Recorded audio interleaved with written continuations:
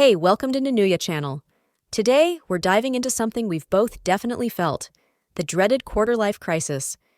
We're talking about those overwhelming moments in your mid-20s when you start questioning everything: career, relationships, life choices, basically everything. So, a quarter-life crisis usually happens around the age of 25, though it can hit a little earlier or later depending on the person.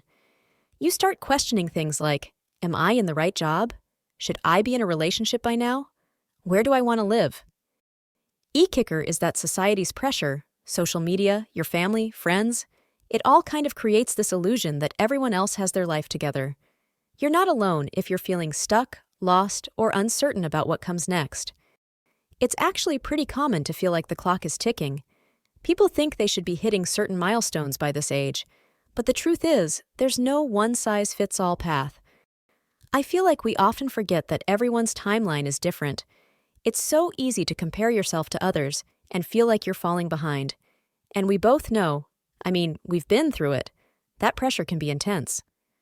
Okay, first thing I want to point out, and this helped me so much, is that it's normal. You're not failing.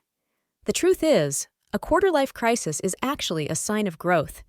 You're starting to take stock of your life, figure out what matters, and explore who you really are. It's an identity shift. I love that you brought up growth because I think so many people feel like they're doing something wrong when they go through this. But feeling uncertain means you're at a point of change.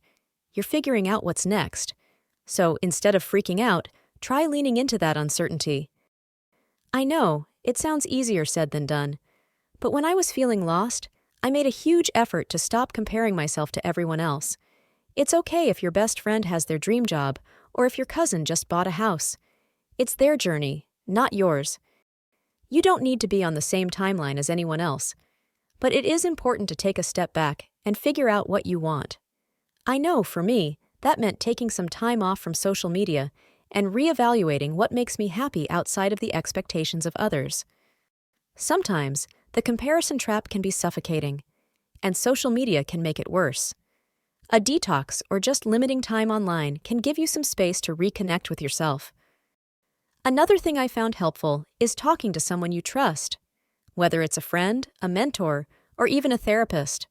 Having someone to help you unpack your thoughts can bring so much clarity. For sure. It's important to remember you don't have to have all the answers today. You're allowed to explore, take risks, and make mistakes. Life is not a race. Right. And don't be afraid to take a detour. If something doesn't feel right, change direction. It's okay to go off the path you thought you'd be on. A quarter-life crisis might be your opportunity to reinvent yourself. But guess what?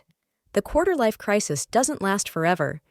It's just a reminder that you're growing, figuring out what really matters, and probably questioning whether that online course in How to Be a Minimalist is worth the $80. In the end, it's okay to be a hot mess of confusion. Life's a weird journey, and honestly, no one has their stuff together, at least not all the time. So, sit back, take a deep breath, and remember, you're doing great, even if you don't know what you're doing.